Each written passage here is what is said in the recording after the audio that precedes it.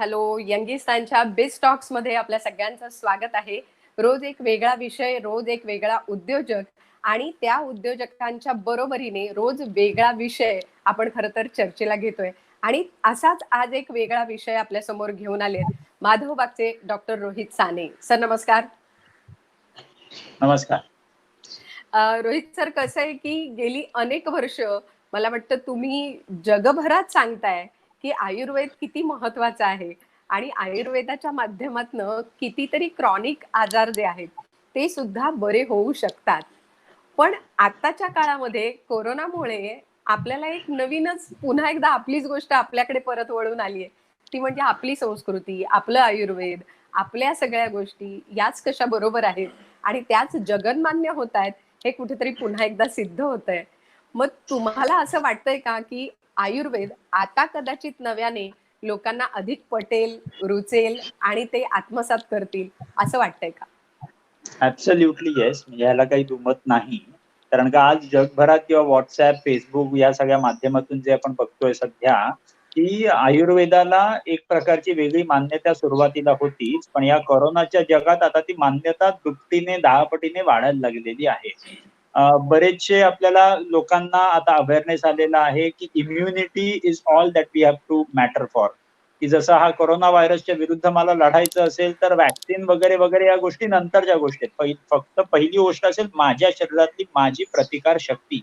आणि ही प्रतिकार शक्ती वाढवायला आयुर्वेदासारखं दुसरा कुठलाही प्लॅटफॉर्म मिळूच शकत नाही. कारण का आयुर्वेदात सांगितलेले एन नंबरची औषधं आहेत जे फक्त इम्युनिटीवरच काम करतात. ऑन द कॉन्ट्ररी जर आपण ॲलोपॅथीचा विचार केला तर ॲलोपॅथीमध्ये इम्युनिटी वाढवणारं एकही औषध नाही. सो ऍज अ होल बघितलं तर आयुर्वेदाला खूप सुंदर दिवस आता येणार आहेत. ह्याला काही वादच नाही. कारण का जगभरात जे ट्रायल सुद्धा चाललेले ते आयुर्वेदाच्या औषधांचे चाललेले आहेत. आणि ही औषधं नक्कीच त्या कोरोना व्हायरस विरुद्ध इम्युनिटी वाढवायला आधी सुद्धा जे ट्रायल झाले होते त्यांनी पण दाखवून दिलेलं आहे की ते इम्युनिटी वाढते. आता जे ट्रायल चालू आहेत ते सुद्धा दाखवणार आहेत इम्युनिटी वाढते. So Ayurveda is going to be accepted by the whole world. कारण का बाहेरची दुनिया सुद्धा आयुर्वेदाला मान्यता देतीये. सो बरोबर. तसंच भारताकडनं जर मान्यता आली तर जिथे तो आयुर्वेद शास्त्र निर्माण झालेलं आहे तिकडे त्याला जास्त प्राधान्य मिळणं हे कधीही जास्त इम्पॉर्टंट. बरोबर आहे. पिकते तिथे विकत नाही असं कुठेतरी कधीतरी असं वाचतो आपण आणि ते होतं बऱ्यापैकी. पण आता मात्र त्याच्याकडे आपण पुन्हा एकदा सजगतेने बघितलं पाहिजे आणि आयुर्वेदाला नक्कीच चांगले दिवस येतील. जगभरात अनेक कॉन्फरन्सेस झाल्या जिथे तुम्ही रिसर्च पेपर वाचलेले आहेत आणि तिथे सुद्धा या सगळ्या गोष्टीला मान्यता मिळालेली आहे आणि मिळते आहे. हळूहळू आपल्याकडे सुद्धा त्याला नक्की चांगले दिवस येतील. पण आयुर्वेदाने ज्या पद्धतीने अगदी पूर्वापार आपल्याकडे सगळ्या गोष्टी सांगितल्या आहेत ते पाहता जेव्हा माधवबागची सुरुवात झाली आणि माधवबागमध्ये हृदयविकारावर आपण उपचार करावेत असं जेव्हा ठरलं तेव्हा हृदयविकार हाच आजार आपण का निवडावासा वाटला तुम्हाला? म्हणजे आयुर्वेदाच्या सगळ्या कक्षांना पाहता या आजाराशी तुम्ही का जोडले गेलात आणि या आजारावर आपण उपाय करावेत हे का वाटलं? सर्वात पहिलं तर ह्याचे 2-3 कारणं होती. सर्वात पहिलं जेव्हा मी एमबीबीएस माझं पास आउट झालो आणि एमबीबीएस पास आउट झाल्यानंतर मी जेव्हा बाबा doctor Madhav Sane he was an eminent ayurvedic physician. So त्यांच्या प्रॅक्टिसच्या वेळेस मी बाबांबरोबर बसायचो. बाबांबरोबर बसताना मी बघितलेलं होतं की बाबांकडे येणारे मॅक्सिमम लोक जे आहेत ते हार्ट पेशंट्स, ब्लॉकेजेस किंवा ज्यांची अँजिओप्लास्टी होऊन गेलेली आहे, डायबिटीज, ब्लड प्रेशर, ओबेसिटी असे जे वेगवेगळे पेशंट आहेत त्या पेशंटला जास्तीत जास्त डॉक्टरांची गरज लागत असते. कारण का दीज आर क्रॉनिक डिसिजेस. या क्रॉनिक डिसिजेसना क्रॉनिक मॅनेजमेंट लागत असते.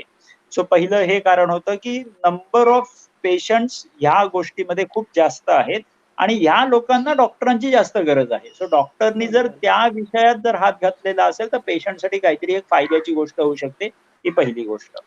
दुसरी गोष्ट जेव्हा मी हे सगळं बाबांबरोबर बसायचो तेव्हा अभ्यास करायला सुरुवात केली तेव्हा जास्त पेशंट त्याचे असायचे की ऑब्व्हियसली जास्त अभ्यास सुद्धा त्याचाच व्हायला लागला. तो अभ्यास जेव्हा त्याचा व्हायला लागला तेव्हा त्यातून जेव्हा आपण इनोव्हेटिव्ह प्रोसिजर्स आपण निर्माण केली. कारण का मी होतो ॲलोपॅथी शास्त्रातला, बाबा होते आयुर्वेदाच्या शास्त्रातले. सो दोघांच्या मनातून आलेले आयडियाज एकत्र कोलॅबोरेट करून आम्ही वेगवेगळ्या गोष्टी करायचा प्रयत्न करायचो. तेव्हा 2001 साली संपूर्ण हृदय शुद्धीकरण म्हणून मी एक चिकित्सा पद्धती तेव्हा लॉन्च केलेली होती आणि तेव्हाच आपण ती कॉपीराईट IPR त्याचा घेतलेला होता. आणि हे बरोबर. घेतलेलं असताना तेव्हा जी प्रोसिजर आपण करून बघितली वेगवेगळ्या क्रोनिक हार्ट फेलियर पेशंट्स मध्ये, तेव्हा असं दिसून आलं की त्या पेशंटमध्ये जितका सर्जरीने इम्प्रुव्हमेंट मिळत नाही, त्याच्यापेक्षा हं. जास्त इम्प्रुव्हमेंट आयुर्वेदाच्या या शास्त्रातून मिळत आहे. हो, सो हो. जर आपल्याला हार्ट पेशंट्सनाच ट्रीट करायचंय तर उगीचच अँजिओप्लास्टी, बायपास सर्जरी करून हं. इन्व्हेसिव्ह प्रोसिजर करून करायची गरज काय आहे? ते आपण न करता सुद्धा नॉन इन्व्हेसिव्हली सुद्धा पेशंट बरा होऊ शकतोय, तर अजून आपल्याला काय गरजेचं आहे? सो दिस वॉज द हं. सेकंड रिझन की रिइन्व्हेंटिंग द व्हील करण्यापेक्षा जे शास्त्रांनी सांगून ठेवलेलं आहे तेच परत करायला घ्या. शॉर्टकट मिळतोय, सोप्पा रस्ता आहे. ऑलरेडी 5,000 वर्षांपासून लिहून ठेवलेल्या गोष्टी आहेत. तेच करून जर पेशंट इम्प्रूव्ह होतोय, तर वेगळी गोष्ट करायची गरज काय? ही दुसरी गोष्ट. आणि तिसरी गोष्ट सर्वात इम्पॉर्टंट की जेव्हा बाबांना टोटल हार्ट अटॅक आलेला होता, बाबांना जेव्हा रिनल फेलियर झाला, ह्या सगळ्या जेव्हा गोष्टी एकत्र घडल्या, हां, तेव्हा हां. माझ्या जीवनाला एक मिशन मिळालेलं होतं की मी एवढा असं म्हणू शकतो आपण की एवढा आपण एका लेवलला विचार केलेला असतो, त्याच्या डेप्थ मध्ये गेलेलो नसतो की heart disease, diabetes, blood pressure हे जे रोग आहेत, हे रोग प्रॉब्लेम झाल्यानंतर ट्रीट करायचे नसतात. हे हं, रोग हं. प्रॉब्लेम व्हायच्या अगोदर ट्रीट करायचे असतात. म्हणजे ज्ञान भरपूर मिळालेलं होतं, पण प्रॅक्टिकल मला जे पाहिजे होतं ते बाबांच्या त्रासातून मी शिकलो. हो. बाबांना जे बरोबर. 17 दिवसात 3 वेळा हार्ट अटॅक आलेले होते, रिनल फेलियर त्या 17 दिवसात झालेला होता आणि मी बाबांबरोबर 17 दिवस ते खाटेच्या तिकडे हॉस्पिटलमध्ये बसून हो. राहिलेलो होतो ॲज अ पेशंट रिलेटिव्ह. तेव्हा पूर्ण जेव्हा बरोबर. मी बघितलं की हे एवढं दुःख जे आहे, एवढा त्रास जो रिलेटिव्हजना होतो, पेशंटला होतो, हा आपण हं, हं. वाचवू शकतो का? तर नक्की वाचवू शकतो, जर बरोबर वेळेत आपण पावलं उचललेली असतील तर. तर जेव्हा बरोबर. बाबांची जेव्हा मी ही वाईट दशा जेव्हा बघितलेली होती, की एवढं सगळं एवढा माणूस ज्यांनी इतक्या लोकांना बरं केलेलं आहे, त्यांना असं होऊ शकतंय. तर मी आज माझ्या बाबांसाठी काही करू शकत नाहीये. तर बाबा गेल्यानंतर तेव्हा मी ती शपथ घेतलेली होती, की बाबांसाठी मी काही करू शकलो नाही ना, तर मी हं, आता हं. सगळ्यांच्या बाबांसाठी, सगळ्यांच्या आयांसाठी करेन. तोपर्यंत करेन जोपर्यंत मी बाबांना सॉरी म्हणू शकत नाहीये. तोपर्यंत अरे! माझं हे काम चालू राहणार. तर हे ग्रेट. मेजर कारण ठरलं माधवबागच्या कारणे निर्माण व्हायला आणि हे बरोबर. झाल्यानंतर मग आपण या ऑर्गनायझेशनला नाव दिलेलं होतं माधव बाग. कारण का माझं पूर्ण नाव डॉक्टर रोहित माधव साने. अगदी सो बरोबर बाबांना आहे. डेडिकेट करून ही ऑर्गनायझेशन बनवली. अगदी बरोबर आहे आणि मला असं वाटतं, की बाबांना डेडिकेट करून केल्यामुळे बाबांचा आशीर्वाद सतत तुमच्या सोबत आहे आणि अनेक पेशंट्स आहेत ज्यांना तुम्ही बरं केलेलं आहे. मला वाटतं गेल्या 12 वर्षात 10 लाखाहून जास्त पेशंट्स आहेत, की ज्यांना तुम्ही एक चांगलं समाधानाचं, सुखाचं असं आयुष्य दिलंय. त्यामुळे त्यांचेही सगळ्यांचे आशीर्वाद तुमच्या बरोबर आहेतच. आणि आयुर्वेदात आपल्याकडे म्हटलेलंच आहे, की आजार झाल्यावर काम करण्यापेक्षा तो होऊच नये म्हणून काम बरोबर. केलं पाहिजे. आणि आयुर्वेद त्याच दृष्टीने काम करतंय. पण 2 गोष्टी तुमच्या बाबतीतल्या मला विचारायच्यात. एक म्हणजे एम-बी-बी-एस डॉक्टर असून म्हणजे ॲलोपॅथीचा डॉक्टर असून आयुर्वेदाकडे तुम्ही वळलात. आणि दुसरी गोष्ट की माधव साने हे नाव इतकं मोठं होतं, म्हणजे असे अनेक पेशंट होते की जे रात्री बसून रांगा लावायचे औषध घेण्यासाठी. सकाळी 7 वाजता डॉक्टर दवाखाना उघडायचे आणि रात्रभर पेशंट रांग लावून बसायचे. इतकं मोठं नाव होतं. तर कधी पीअर प्रेशर आलं नाही का, की आपण त्यांच्यासारखं करू शकू का? ह्या 2 गोष्टी मला तुमच्याबद्दल नेहमी विचाराव्याशा वाटतात. याला काही नाही म्हणता येणारच नाही. कारण का नेहमी लोकांनी बाबांची छाया माझ्यामध्ये बघण्याचा प्रयत्न केलेला होता. I always had that peer pressure as well as I always had नको म्हणायला, आय ऑल्वेज हॅव दॅट ह्या पीअर प्रेशर. हो, हां. कारण का आज सुद्धा मला बाबांनी दिलेली सर्व्हिस, बाबांनी दिलेलं जे काही नॉलेज होतं पेशंट्सना, जे काही औषधं होती ती मला कंटिन्युअस त्यांच्या लेव्हलला मला मॅच करूनच कामं करावी लागतात. मला 1% सुद्धा कमी करता येत नाही त्याच्यात. कारण का शेवटी बरोबर, मला उत्तर बाबांना द्यायचं आहे. सो बरोबर. प्रश्न एकदम सिंपलचा तुम्ही जसं विचारलात, की ॲलोपॅथीचा असून मी आयुर्वेदात एंटर झालो. कारण एकदम सिंपल होतं त्याचं, की आयुर्वेदात इमेन्स नॉलेज आहे, इमेन्स ताकद आहे. हं. आयुर्वेद हे शास्त्र जे आहे ते 5,000 अगोदरपासून लिहून ठेवलेलं शास्त्र आहे. मी जसे तुम्हाला एक एक्झाम्पल देतो, की आयुर्वेदात मी जेव्हा लहान होतो तेव्हा मी श्लोक वाचलेले होते. तेव्हा असं म्हटलं जातं, की "स्व पाणितल आकुंचितः इति स्वहृदयम्." म्हणजे the fist of my hand is the size of my heart. म्हणजे हो. हे जे 200 वर्ष अगोदर ॲलोपॅथीने शोधून काढलेलं आहे की माझी मूठ बंद केल्यावर माझ्या हृदयाची साईज होते, 5000 वर्षांअगोदर आयुर्वेदाच्या ग्रंथामध्ये हा श्लोक लिहून ठेवलेला आहे वा. की स्वपाणितल आकुंचितः इति स्वहृदयम्. म्हणजे जे काही शास्त्र आयुर्वेदाने 5000 वर्षांअगोदर लिहून ठेवलेलं आहे ते सगळं ॲलोपॅथी आता 200 वर्ष अगोदर आलेली ॲलोपॅथी परत परत रिराईट करतीये. राईट, सो जर राईट. विश्वासच ठेवायचा असेल तर वडिलांवर ठेवूया. मुलगा ॲलोपॅथी जो आहे त्याच्यावर ठेवायच्या ऐवजी वडिलांनी जे 5,500 अगोदर लिहून ठेवलेलं आहे त्या गोष्टी आपण जास्तीत जास्त घेऊया. कारण का आयुर्वेदाचं शास्त्र हे चेंज होत राहत नाही. ॲलोपॅथीचं शास्त्र जर तुम्ही बघितलं तर आज आपण हे म्हणतोय की आज तूप खाऊ नका असं जर म्हणत होतो 50 वर्षांअगोदर, आता नवीन रिसर्च आलेले आहेत की आज तुम्ही तूप खायला पाहिजे. बरोबर. तसंच ॲलोपॅथीचं शास्त्र बऱ्याच वेळेस काही रिसर्चेस असं घेऊन येतं की कोलेस्ट्रॉल आधी खूप सांगितलं जातं भयंकर वाईट आहे. पण आता स्वतःच असं म्हणतात की नाही कोलेस्ट्रॉल हे चांगलं आहे. म्हणजे हे हो. शास्त्र जे सारखं चेंज होत राहतं ह्या शास्त्रावर जास्त विश्वास ठेवावा का 5000 अगोदर ज्या शास्त्राने ऑलरेडी बेस बनवलेले आणि त्याच्यात काहीही चेंजेस घडलेले नाहीत या शास्त्रावर विश्वास ठेवावा. तर माझं क्लिअर कट म्हणणं होतं की ते जे शास्त्र 5000 वर्षांअगोदर आलेलं आहे त्या शास्त्राला ठेवलं तर ॲलोपॅथी सुद्धा त्याच शास्त्रातून निर्माण झालेलं आहे. सो बरोबर आपल्याला आहे. जर काहीतरी करायचं असेल तर वडिलांचं ऐकूया म्हणजे सगळंच ऐकता येईल आयुर्वेद सुद्धा आणि ॲलोपॅथी सुद्धा. सो बरोबर. थोडक्यात काय तर ॲलोपॅथीचं शिक्षण घेतल्यानंतर सुद्धा आयुर्वेद करण्याच्या मागचं कारण काय तर माझा दृष्टिकोन नेहमी असा आहे की आयुर्वेदिक, ॲलोपॅथिक ॲज वेल एज होमिओपॅथी हे तिन्ही शास्त्र माझ्या अनुसार ब्रह्मा, विष्णू, महेश असे हे तिघं आहेत की तिघांचंही काम एकदम सिंपल आहे जगाचं कल्याण करणे. बरोबर तसंच आहे. या तिन्ही शास्त्रांचं सुद्धा काम सिंपल आहे या पूर्ण लोकांचं कल्याण करणे. सो वा. मी ॲलोपॅथी शिकलेलो आहे, आयुर्वेद प्रॅक्टिस करतो आणि शिकवतो होमिओपॅथी कॉलेजमध्ये. सो बरं. माझ्यासाठी इम्पॉर्टंट काय आहे तर माझ्यासाठी इम्पॉर्टंट पेशंट आहे. त्या हो. पेशंटला बरं करायला जे काही लागणार आहे कुठलंही शास्त्र लागो त्या पेशंटला बरं करायला जे शास्त्र पाहिजे ते शास्त्र मी त्या वेळेला वापरेन आणि त्या पेशंटला बाहेर काढायला प्रयत्न करेन त्या रोगाच्या. हे बेसिक गोष्ट. सो ना ॲलोपॅथी ना आयुर्वेद ना होमिओपॅथी एक डॉक्टर इम्पॉर्टंट असतो त्याच्या मनातून जेव्हा तो पेशंटला ट्रीट करतो ते जास्त इम्पॉर्टंट असतं वा. शास्त्रापेक्षा.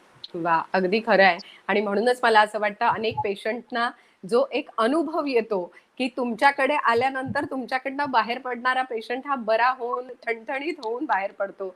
आणि अशाही अनेक केसेस मी पाहिलेल्या आहेत की ज्यांचं कदाचित ऑपरेशन उद्या आहे किंवा परवा आहे आणि ते तुमच्याकडे आलेत आणि ऑपरेशन टळलेलं आहे. अशाही अनेक गोष्टी मी पाहिलेल्या आहेत. सो ही फॅक्ट आहे आणि खरंच आहे तुम्ही म्हणता त्याप्रमाणे म्हणजे वैद्याने किंवा डॉक्टरने हे केलं पाहिजे की रोग्याला त्यातनं बाहेर काढणं हे महत्वाचं आहे. आणि म्हणूनच मला असं वाटतं की तुम्ही फक्त एका विषयापुरते म्हणजे डॉक्टर म्हणून राहिला नाहीत तर तुम्ही माधवबागची एक साखळी तयार केली. आज एका क्लिनिक पासून जवळजवळ 240 क्लिनिक्स तुमचे आहेत. तर ही जी साखळी तयार करणं आहे म्हणजे म्हटलं तर ही वैद्यकीय सेवा आहे. जसं तुम्ही म्हणता पेशंटला आपल्याला त्यातनं बाहेर काढायचंय. पण माधवबागची चेन तयार करणं हे एका उद्योजकासारखं काम तुम्ही केलेलं आहे. तर हे करत असताना ही साखळी कशी निर्माण झाली? एकातनं दुसरं, दुसऱ्यातनं तिसरं एवढं हे कसं तुम्ही जाळं बांधू शकलात? त्याच्याबद्दल आता उद्योजकीय दृष्टिकोनातनं आम्हाला तुम्ही उत्तर द्या. ठीक, ठीक. खरं ना हे काही बाय डिझाइन नव्हतं. हां. हे गोष्टी घडत गेल्या आणि त्या गोष्टी होत गेल्या. जेव्हा ही प्रोसिजर संपूर्ण हृदय शुद्धीकरण प्रोसिजर आपण निर्माण केलेली होती आणि पेशंट्स वरती आपण अप्लाय करायला लागलो आणि हे पंचकर्माचे प्रोसिजर्स केल्या कारणाने पेशंट इम्प्रूव्ह व्हायला लागले. तर आपल्याकडे असणारे डॉक्टर्स जे होते जे हे ट्रीटमेंट करायचे त्या पेशंटला ते डॉक्टर हळूहळू हुशार व्हायला लागलेले होते. कारण का ते लोक पेशंटला ट्रीट करत होते आणि पेशंट्स त्यांना छान प्रतिसाद देत होते आणि सगळी इम्प्रूव्हमेंट दिसत होती. हे चालत असताना बरेचसे डॉक्टर असे असायचे की त्यांना असं वाटायचं की आपण सगळं शिकलेलो आहोत म्हटलं की आपण दुसरीकडे जाऊन स्वतःची प्रॅक्टिस करावी. तो अशा बऱ्याच वेळेस ते करायचे ते जाऊन दुसरीकडे प्रॅक्टिस चालू करायचे पण 1-1.5 वर्षानंतर ते परत यायचे म्हणायचे की अहो नाही आम्हाला ते जमलंच नाही, आम्हाला ते नीट हो. करताच आलं नाही वगैरे वगैरे. तेव्हा मला हा प्रश्न निर्माण झालेला होता की एक टीचर जो आहे हा टीचर जर समोरच्या माणसाला पूर्ण ज्ञान देऊ शकत नाहीये तर हं. ऑब्विसली तो प्रॉब्लेम टीचरचा आहे, स्टुडंटचा नाही. ओ जर तो बरं. मुलगा शिकू शकत नाहीये तर त्या मुलाचा दोष नसतो, तो त्या शिक्षकाचा दोष असतो. जर बरं, मला बरं. चांगलं शिक्षक बनायचं असेल तर मी माझ्या सगळ्या आयुर्वेदिक डॉक्टरांना सगळं नीट शिकवू शकलो पाहिजे आणि इतकं नीट शिकवू शकलो पाहिजे की ते स्वतःची प्रॅक्टिस स्वतः छान प्रकारे करू शकले पाहिजे. हे पहिली हं. गोष्ट माझ्या लक्षात आलेली होती. ऍट द सेम टाइम दुसरी गोष्ट काय लक्षात आलेली होती की हे जेव्हा डॉक्टर्स कुठलीही प्रॅक्टिस करायला सुरुवात करतात तेव्हा त्यांना एक प्रकारचं त्यांना एक पाठबळ लागत असतं आणि ते हं. पाठबळ म्हणजे काय तर कोणीतरी मागे त्यांना कंटिन्युअस शिकवतोय, कोणतरी त्यांना मागून सपोर्ट देतोय ह्याची त्यांना नक्की गरज असते. सो हं. असं हं. करत करत जेव्हा एखादा डॉक्टर आपल्याकडनं सोडून जायचा विचार करायचा, जेव्हा तो आमच्याशी येऊन बोलायचा की मला आता स्वतःची करायची आहे, तर तेव्हा हं. असंच म्हटलेलं असायचं की तू जाऊन दुसरीकडे करणार त्याच्या ऐवजी तू जर म्हणत असशील तर तू हेच तिकडे कर, आम्ही तुला पूर्ण पाठबळ देतो. असं हं. करत करत जेव्हा एक डॉक्टरनी करायला सुरुवात केली तेव्हा 1चे 5 झाले, 5चे 10 झाले, 10चे 50 असं करत करत करत ते वाढायला लागलं. आणि आज जर आपण बघितलं तर 240 आपले जे केंद्र पूर्ण हो. देशभरात आहेत. आता आपण महाराष्ट्रात आहोत, मध्य प्रदेश, उत्तर प्रदेश, गुजरात, गोवा, कर्नाटक, दिल्ली अशा सगळ्या 7 राज्यांमध्ये आपण अवेलेबल आहोत आणि या हं. 240 केंद्रांमध्ये 450 पेक्षा जास्त डॉक्टर आज आपल्याकडनं शिकून तिकडे-तिकडे त्यांची प्रॅक्टिस करतायत. सो अरे वाह! 450 डॉक्टर्स बरोबर आपण आता 1,500 पंचकर्म थेरपिस्ट निर्माण केलेले आहेत, जे ही अरे वाह! प्रोसिजर त्यांच्या क्लिनिक्समध्ये करू शकतात. सो ॲज अ होल मी एवढं समजतो, की एक डॉक्टर रोहित साने हा हं. मॅक्सिमम पुढचे 20, 30, 40 वर्ष जिवंत राहील. हं. शरीर आहे हं. म्हटलं, की कधी ना कधीतरी त्या शरीराचा नाश होणार आहे. हं. पण हं. ज्ञान अशी गोष्ट आहे, जिचा नाश कधीही होऊ शकत नाही, जर ते हं. स्प्रेड करत राहिलेलो असेल तर. ही बरोबर. दुसरी गोष्ट मला समजून आलेली होती. आणि तिसरी गोष्ट सर्वात इम्पोर्टंट काय समजून आलेली होती, की आज आपल्या भारतातच फक्त बघितलं तर असं म्हटलं जातं, की 60% ऑफ इंडियन्स 60% भारतीय आर हं. At a risk of developing heart disease. हो. म्हणजे सूनर ऑर लेटर आपल्या देशातले 60% रुग्णांना साधारण हार्ट डिसीजचा कुठला ना कुठला तरी रिस्क फॅक्टर होण्याची शक्यता आहे. जसं आज आपण बघितलं बरं. तर 7.5 ते 8 करोड लोक आज डायबिटिक आहेत भारतात. हो. हो. 15 ते 20 करोड लोक हायपरटेन्सिव्ह म्हणजे ज्यांचं ब्लड प्रेशर वाढलेलं असतं अशी लोक आहेत. बरोबर. 7.5 करोड लोक अजून अशी आहेत ज्यांना हे सुद्धा माहिती नाही की त्यांना डायबिटीज आहे. ओ. त्यांनी कधी टेस्ट बरं. करून बघितलेलं नाही. आणि अच्छा. अजून 7 करोड लोक अशी आहेत जे प्री डायबिटिक फेजमध्ये आहेत. हो. ॲज वेल ॲज साधारण 20 करोडहून जास्त लोक ओबेज आणि ओव्हरवेट आहेत. म्हणजे जर टोटल गणित बघितलं तर पुढच्या येणाऱ्या 5 ते 10 वर्षांमध्ये हार्ट डिसीजचा काउंट हा वाढत जाणार आहे आणि तिथे एकटा रोहित साने कधीच इनफ पडणार नाही. हं. एकटा रोहित साने करत बसला तर मी जोपर्यंत आहे तोपर्यंत माझं संकुचित बुद्धीने मी माझं हे काम करत राहीन. पण त्याच्याने लोकांचा फायदा होणार नाही. लोकांचा बरोबर. फायदा तेव्हाच होणार जेव्हा मी त्यांच्या घराच्या बाजूला त्यांच्या जवळ क्लिनिक करून त्या पेशंट्सना घराच्या जवळ त्यांना सर्व्हिस देऊन त्यांना त्यांच्या कुटुंबाबरोबर राहून जर त्यांना बरं करू शकलो, तर मी खरा डॉक्टर, नाही तर मी डॉक्टर नाही. ही जेव्हा गोष्ट मला कळली, तेव्हा मी हे सगळं खूप फास्ट करायला घेतलं, की जितक्या जास्त डॉक्टरांना आपण ट्रेन करू शकू, जितक्या जास्त बरोबर. थेरपिस्टना ट्रेन करू शकू, या सगळ्यांना आपण स्वयंसिद्ध बनवू शकू, जेवढं आत्मनिर्भर बनवू शकू, तेवढं जास्तीत जास्त ही लोकं लोकांना मदत करणार आहेत. सो खरी गोष्ट. माधवबागचं आपण जर आत्ता टोटल मिशन जर बघितलं, तर माधवबागला 2025 पर्यंत 1000 clinics all over the nation करायचे. हो. आज आपण 240 ला आहोत. या बरं. कोरोनामुळे थोडासा स्पीड कमी होईल, पण हं. 2025 पर्यंत 1000 क्लिनिक करू शकणार याचा वाह! पुरेपूर प्रयत्न चाललेला आहे. आणि ह्याच्याच बरोबर हे जे 1000 क्लिनिक आहेत हे अर्बन एरियाजमध्ये असतील. पण हं. रुरल एरियाजमध्ये जिथे लोकांना आपली गरज आहे, पण माधवबाग पूर्णपणे तिथे पोहोचू शकत नाहीये, तर तिकडे सुद्धा आपण छोटे-छोटे जे गावं आहेत, तिथे 5,000 माधवबागचे सेंटर्स आपण करायचा पुरेपूर प्लॅन करतोय. अशा हो. डॉक्टरांना आपण ट्रेन करायला सुरुवात केलेली आहे, जे गावाच्या ठिकाणी सुद्धा पेशंटला तिकडच्या तिकडे त्यांना मदत देऊ शकतील. सो हा वाह! पूर्णपणे प्रयत्न चाललेला आहे. सो माधवबागचा उद्देश आहे हृदयरोगाला पूर्णपणे भारतातून बाहेर काढून फेकून देणे. हा जोपर्यंत उद्देश पूर्ण होत नाही, तोपर्यंत बाबांना मी सॉरी म्हणू शकणार नाही, एवढंच मला बरोबर. आणि मला असं वाटतं की एक मिशन आपण घेतलं की मग त्या दिशेने पावलं चालायला लागतात, ती वाटचाल सुरू होते. आणि जसं आज तुम्ही ऍब्सोल्युटली. 240 पर्यंत पोहोचलात, तसं लवकरच 1000 नक्की पोहोचाल, असं आमच्या सगळ्यांच्या थँक्यू. सदिच्छा तुमच्या सोबत निश्चितच आहेत. पण हे करत असताना आणखी एक महत्त्वाची गोष्ट मला नेहमी जाणवते तुमच्या बाबतीत, ती म्हणजे आता माधवबागचे फाउंडर तुम्ही आहात किंवा सुरुवात तुम्ही केली आहे माधवबाग क्लिनिक्सची. पण सगळीकडे माधवबाग म्हणून तुम्ही स्वतः रिप्रेझेंट नाही करत. म्हणजे तुम्ही नेहमी असं म्हणता की मी एकटा उभा राहण्यापेक्षा, जसं आता तुम्ही सांगितलं त्याप्रमाणे, असे 100 रोहित साने उभे राहिले पाहिजेत, असे 1000 रोहित साने उभे राहिले पाहिजेत. तर कुणालाही व्यक्ती म्हणून स्वतःचं क्रेडिट मिळावं, स्वतःला नाव मिळावं, असं एक एक व्यक्ती म्हणून, माणूस म्हणून माणसाची एक इच्छा असते. पण तरी सुद्धा तुम्ही अशा प्रकारचा विचार करू शकता. त्यामुळे कदाचित हा जो एक पसरलेला भाग आहे किंवा हे जे एक जाळं पसरलेलं आहे तुम्ही, ते खूप चांगल्या प्रकारे तुम्ही करू शकलात असं मला वाटतं. त्याच्या मागे तुमचाही काही वेगळा विषय असेल किंवा भूमिका असेल, तर ती आम्हाला ऐकायला आवडेल. बऱ्याच वेळेस ना हा प्रश्न असतो लोकांचा, की टीव्हीच्या प्रोग्राम्स मध्ये तुम्ही दिसत नाही जास्त, तुमचे डॉक्टर्स बरेच दिसत असतात, you don't come in the limelight. एकदम सिंपल साधी गोष्ट आहे, की हं. माझी भूक जी होती लाईमलाईटची ती कधीच माझी विझलेली आहे. आता मला त्याची काही जास्त भूक नाही, ही पहिली गोष्ट. दुसरी गोष्ट सर्वात इम्पॉर्टंट, की मला जर त्या डॉक्टरांना जे आता पेशंटना ट्रीट करतायत त्या डॉक्टरांना मला जर कॉन्फिडंट बनवायचंय, मला जर त्यांना जास्त पॉवरफुल बनवायचंय, तर मला त्यांना पुढे आणणं खूप गरजेचं असतं. ही पहिली गोष्ट. दुसरी गोष्ट सर्वात इम्पॉर्टंट काय असते, की हे जे नॉर्मली आपण पुढे येऊन आपण जो स्क्रीन खायचा प्रयत्न करत असतो, याच्यामध्ये नॉर्मली आपण जे लीडर्स बनवायचा आपला प्रयत्न असतो, तो नेहमी फसून जातो. हं. एक लीडर कोण असतो, तर एक लीडर तो असतो जो 100 लीडर निर्माण करेल. क्या एक हं. एंटरप्रेन्युअर कोण असतो, जो त्याच्यासारखे 100 एंटरप्रेन्युअर निर्माण करेल, तो खरा एंटरप्रेन्युअर.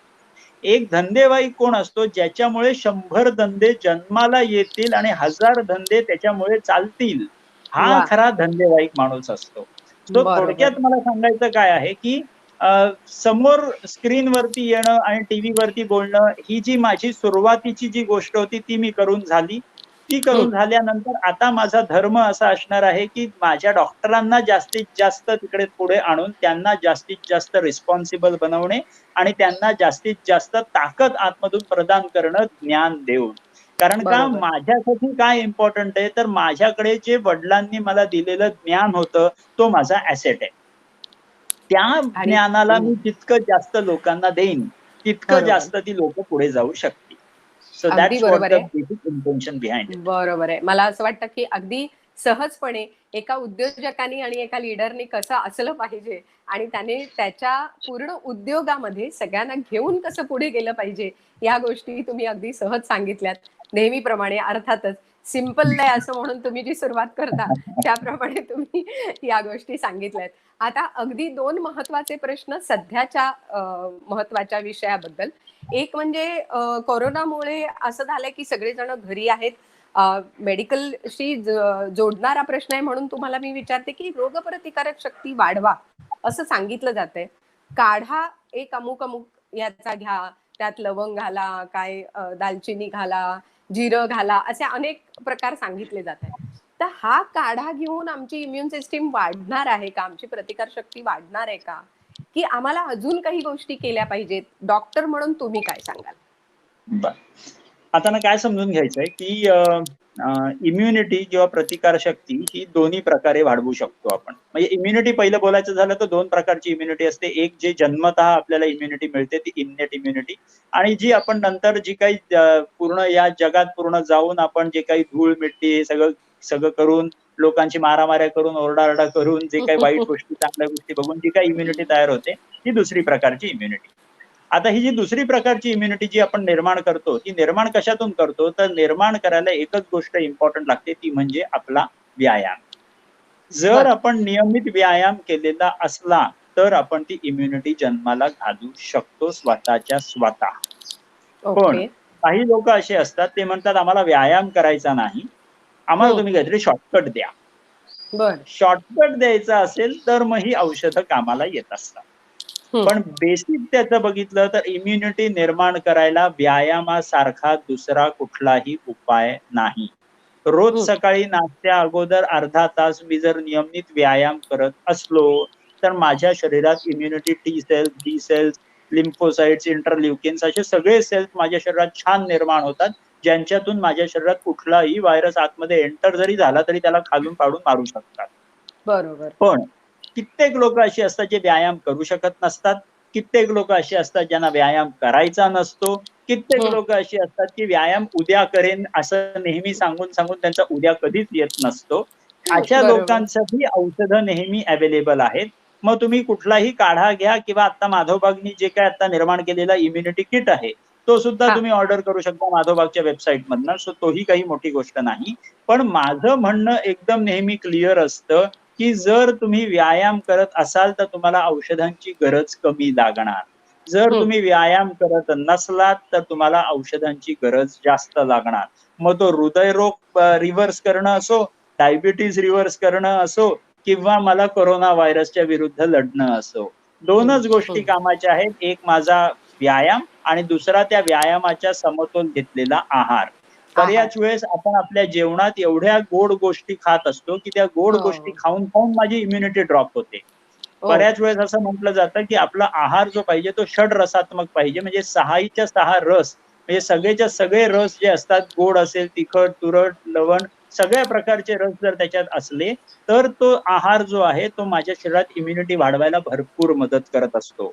बऱ्याच वेळेस तिसरी गोष्ट सुद्धा इम्युनिटीशी संबंधित येते की मी समजा सकाळी 10 वाजता उठलो, 11 वाजता उठलो आणि सूर्य निघून गेल्यानंतर मी जर बाहेर आलो घराच्या बाहेर सूर्य बघायला तर माझ्या शरीरात इम्युनिटी वाढू शकत नाही. सूर्य हा आपल्याला प्रकाशच फक्त देतो असं नाही, सूर्य आपल्याला ऊर्जा देतो, सूर्य आपल्याला इम्युनिटी देतो. सो त्या सूर्याची जेवढी आपण नमस्कार करू, सूर्याचा नमस्कार व्यायामातून ऍज वेल एज सकाळी सकाळी उठून आणि ते व्यायाम छान झाल्यानंतर जर आपण लो कार्बोहायड्रेट डायट खाल्लेलं असेल, हाय प्रोटीन वालं डायट खाल्लेलं असेल तर आपल्याला त्याचा फायदा मॅक्सिमम होतो. ऍज वेल एज व्हिटॅमिन सीचं जर आपल्या जेवणातून काही ना काहीतरी गोष्टी आपल्या शरीरात गेलेल्या असतील तर त्याचा भरपूर फायदा होऊ शकतो. सो मला सगळ्यांना एवढंच सांगायचं की कोरोना व्हायरस विरुद्ध आपल्याला हुशार राहायला हवं, आपल्याला प्रिकॉशन्स घ्यायला हवेत, पण त्याला घाबरायची गरज नाही. कोरोना व्हायरसचा मॉर्टॅलिटी रेट खूप कमी आहे. आता जे मृत संख्या आपल्याला वाढताना दिसते ते diabetes, blood pressure, heart disease असे पेशंट आहेत ज्यांना काही ना काहीतरी कोमॉर्बिडिटी होती आणि त्यांना आज आपल्याला काही ना काहीतरी प्रॉब्लेम होताना दिसतायत. जर आपल्याला कोरोना व्हायरस विरुद्ध स्वतःचं रक्षण करायचं असेल तर स्वतःचा डायबिटीज रिव्हर्स करा, स्वतःचा ब्लड प्रेशरचा रोग रिव्हर्स करा, स्वतःचा हृदयरोगाचा रोग रिव्हर्स करा. हा जर रोग रिव्हर्स केला तर आपली इम्युनिटी पण बिल्डअप होते आणि कोरोना व्हायरसचं सुद्धा आपल्याला भीती कुठेही शिल्लक राहत नाही. बरोबर. आणि मला असं वाटतं की आयुर्वेदात इतकी ताकद आहे की उद्या आयुर्वेद सुद्धा याच्यावर उपाय जो आहे कोरोनावर तो नक्की काढू शकेल. आणि सगळीकडे ज्या गोष्टी उपाय शोधण्याच्या चालू आहेत त्यात आयुर्वेदाला नक्की मार्ग सापडेल असंही म्हणायला हरकत नाही. कारण माधवबागने आता डायबिटीसवर सुद्धा काम केलेलं आहे. आणि जसं म्हटलं जातं आतापर्यंत असं म्हटलं जात होतं की डायबिटीस फक्त नियंत्रणात येतो, पण तुम्ही आता असं म्हणताय की डायबिटीस जाऊ शकतो. तर हे सुद्धा माधवबाग करताय, त्यामुळे हे शक्य आहे. अगदी जाता जाता मला अजून एक मुद्दा की ज्या हार्ट विषयी आपण इतका बोलतोय आणि माधवबाग ज्या हार्टवर काम करतय, तर हृदयविकाराच्या गोष्टी लोकांच्या मनात अजूनही भीती आहे की आम्हाला जी लक्षणं आहेत, म्हणजे आत्ताच्या सध्याच्या काळात असं आहे की आम्हाला कुठेही डॉक्टर मिळणार नाहीये, कारण आता डॉक्टर अजूनही दवाखाने बंद आहेत. पण अशी काही लक्षणं जी तुम्ही जर सांगू शकलात की बाबा ही लक्षणं झाली तरच तुम्हाला हृदयविकाराचा त्रास आहे हे लक्षात येईल, म्हणजे ते अनेक प्लॅटफॉर्मवरनं सांगितलं गेलंही आहे, पण तुमच्याकडनं आम्हाला पुन्हा एकदा अगदी थोडक्यात ते ऐकायला नक्की आवडेल. काही सायन्स असतात अर्ली सायन्स, म्हणजे साधारण 35, 40, 50 ह्या वयाला आपल्याला दिसतात. ते म्हणजे काय तर चालताना, जिने चढताना, धावताना आपल्याला दम लागत असला, मला समजा दुसरा मजला चढताना मला वाटतं अरे बापरे दुसरा मजला नाही बाबा मला चढता येणार, हे जर सायन्स असतील, किंवा मला पायावरती सूज दिसून येत असेल, जी मी पायाच्या ह्याच्यावरती खड्डा माझ्या शरीरात शकतो, पायावरती खड्डा निर्माण होत असेल तर ती पायावरची सूज असू शकेल. त्याच्याच बरोबर समजा मला जर छातीत मध्ये छातीत दुखत असेल, काम करताना, जिने चढताना, धावताना, समजा मला माझे खेळ खेळता येत नसतील, समजा मला अंग दुखून येतंय, गळून येतंय, कंटिन्युअस थकवा आल्यासारखा वाटतोय, असे बरेच सायन्स अँड सिम्पटम्स आहेत ज्याच्यावरून आपल्याला कळू शकतं की या व्यक्तीला हृदयरोगाचा पुढे त्रास होऊ शकतो की नाही. त्याच्याच बरोबर जर माझी ब्लड शुगर जर अति वाढलेली असेल तर तो प्रॉब्लेम असू शकतो. जर माझं ब्लड प्रेशर अति वाढलेलं असेल तर मला हृदयरोगाचा त्रास असू शकतो. जर माझं हिमोग्लोबिन जे नॉर्मली 12-13च्या रेंजमध्ये पाहिजे पण ते 6 किंवा 7 राहतंय किंवा 8 राहतंय तर मला पुढे हृदयरोगाचा त्रास येऊ शकतो. माझं थायरॉइड जर जास्त वाढत जात असेल आणि मी गोळ्या खाऊन माझं thyroid, blood pressure, blood sugar कंट्रोलमध्ये ठेवण्याचा प्रयत्न करतोय, तर या गोळ्याच मला पुढे हृदयरोगाला घेऊन जात असतात. सो अशा सगळ्या गोष्टी आपल्याला समजून घ्यायला पाहिजे की हे सगळे सायन्स अँड सिम्पटम्स हृदयरोगापर्यंत पोहोचतात. माझ्याकडनं सिंपल तुम्हाला एक फक्त गोष्ट सांगायला आवडेल की तुम्ही तुमच्या बिल्डिंगचे 4 ते 5 मजले जर आरामात धावत चढू शकलात आणि धावत चढू शकल्यानंतर तुम्हाला लोकांशी बोलायला इमिजिएटली धावून 5वा मजला चढलात आणि लोकांशी बोलायला तुम्हाला कुठलाही प्रॉब्लेम येत नसेल, तर मग तुमचा हृदय एकदम खणखणीत पॉवरफुल आहे. काहीही विचार करायची गरज नाही. पण समजा मला 5 मजले चढताना मी धावत सुरुवात तर केली, पण दुसऱ्याच मजल्याला मी थकलो, तर मला कदाचित पुढच्या 6 महिन्यातच डॉक्टरची गरज लागणार आहे. पण समजा मी 4थ्या मजल्याला जाऊन थकलो, तर मला 2 ते 4 वर्षानंतर डॉक्टरची मदत लागणार आहे. पण 5वा मजला चढून सुद्धा मला दम लागलेला नसेल, तर पुढचे 5-10 वर्ष सुद्धा मला विचार करायची गरज नाही. हे सिंपल इव्हॅल्युएशन आपण करून बघितलं तरी आपण हृदयरोगाचा नीट अभ्यास करू शकतो. वा, मला असं वाटतं की तुमच्याकडनं आम्हाला हे कळल्यामुळे अनेकांना आज एक बरं वाटलं असेल की ओके, म्हणजे ते प्रत्येक स्वतःला जज करतील की दुसरा मजला, 4था मजला की 5वा मजला आपला, हे प्रत्येक जण बघू शकेल. यंगिस्तानच्या या प्लॅटफॉर्मवर आज एक वेगळा विषय खरं तर चर्चेला आला आणि तुमच्यासारख्या एका अशा व्यक्तीकडनं की ज्याने एक चेन ऑफ माधवबाग म्हणजे एक चेन ऑफ क्लिनिक्स तयार केली आणि 1-2 नाही तर 240 क्लिनिक्स आणि 1000कडे जाण्याचा जो पुढचा टप्पा आहे, असा सगळा पल्ला गाठलेला आहे. आणि म्हणूनच मला असं वाटतं की आज यंगिस्तानच्या माध्यमातनं, बिस्टॉक्सच्या माध्यमातनं सगळ्यांना एक वेगळा विषय ऐकायला मिळाला. तुम्हाला स्वतःला या प्लॅटफॉर्मवर येऊन काय वाटलं आणि या प्लॅटफॉर्मचा सगळ्यांना कसा उपयोग होईल असं तुम्हाला वाटतंय? खूप छान, खूप छान.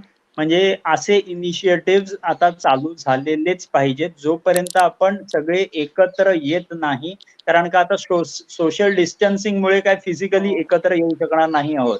पण ऑनलाईन माध्यमातून जे आता तुम्ही चालू केलेलं आहे, खूपच सुंदर गोष्ट आहे. आणि जितकं आपण असे जे आता मी तुमचे मागचे सुद्धा कित्येक व्हिडिओज बघितले तुमच्या Facebookच्या पेजवर यंगिस्तानच्या, तर त्याच्यावरती जे काही व्हिडिओज होते, जे काही इंटरव्ह्यूज होते, दे वर एक्सिलेंटली हँडल्ड. खूप सुंदर प्रकारे तुम्ही ऑलरेडी करतच होतात आणि आता सुद्धा तुम्ही करतच आहात. आणि ह्या गोष्टी जर आपण जास्तीत जास्त करत राहिलो, तर आपल्याला पुढे जाऊन लोकांना स्वतःला शोकेस करणं हे खूप गरजेचं आहे. कारण का सोशल डिस्टन्सिंगमध्ये लोकं एकमेकांपासून खूप लांब जाणार आहेत. तुमचे हे ऍक्टिव्हिटीज जितके लोकांना एकत्र आणतील, तेवढंच लोकांमध्ये सुख राहील. नाहीतर होतं काय की अमेरिकेत, UK मध्ये जर आज बघितलं तर तिथे ऑलरेडी सोशल डिस्टन्सिंग भरपूर होतं. लोकं एकमेकाला दिसत सुद्धा नाहीत आणि तिकडे डिप्रेशनचा रेट जबरदस्त जास्त वाढत जातो. तुमच्या अशा ह्या इव्हेंट्समुळे लोकांना कुठे ना कुठेतरी काही ना काहीतरी छान ऐकायला मिळतं आणि त्यांच्या डिप्रेशनवरती मात कराल. सो तुम्हाला सुद्धा मी ऑलरेडीच काँग्रॅट्स करतो, कारण का तुम्ही डिप्रेशन जगातलं कमी करणार आहात. ह्याच्यासाठी तुमचे सुद्धा कॉंग्रॅच्युलेशन. Thank you so much. आणि मी सुद्धा जेव्हा हा विषय सुरू केला, खरं तर गेल्या महिन्यामध्ये रोज संध्याकाळी 5 वाजता मी एक गोष्ट सांगत होते आणि त्या गोष्टीतनं सुद्धा एक सकारात्मकता देण्याचा प्रयत्न करत होते. म्हणजे जसे तुम्ही डॉक्टर्स पेशंटना बरं करता आणि त्यांना एक सकारात्मकता देता, तशी आम्ही आमच्या गोष्टीतनं, सादरीकरणातनं कुठेतरी ती सकारात्मकता मिळावी, हाच त्याच्या मागचा उद्देश होता आणि तोच उद्देश आजही आहे. मला असं वाटतं की आजच्या बिस्टॉक्स मधनं आपल्या सगळ्या मंडळींना नक्कीच ती सकारात्मकता मिळाली असेल. खूप खूप धन्यवाद या कार्यक्रमात सहभागी झाल्याबद्दल. थँक्यू.